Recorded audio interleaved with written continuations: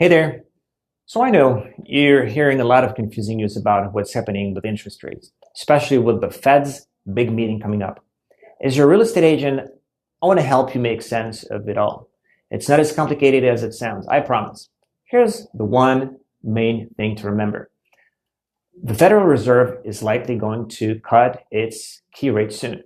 And while that's big news, the Fed doesn't actually set mortgage rates. Mortgage rates are more tied to the bigger picture. Things like the overall economy, the job market, and what's happening with what's something called the 10-year treasury yield. So what happens with the mortgage rates isn't always a direct response to the Fed. With that in mind, there are a few ways things could play out. First, mortgage rates could actually go up. I know it sounds backwards, but we've seen this before. Last year, the Fed cut rates multiple times, and instead of going down, mortgage rates went up.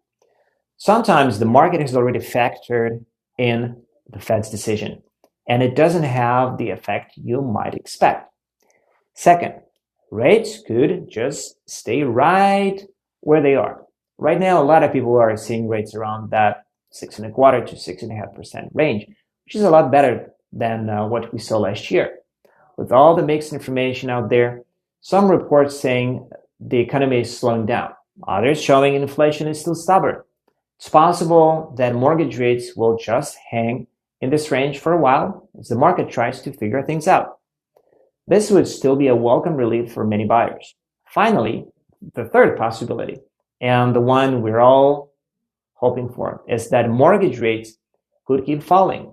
If the economy continues to slow down, that would put more downward pressure on rates. Lower rates would be great news for anyone looking to buy or refinance. We've seen a lot of recent data that points to inflation going up, and that usually leads to lower rates. So the overall momentum feels like it's tilted towards slightly lower rates in the near term. No one has a crystal ball, remember that, but knowing these three possibilities helps us get ready for whatever comes next.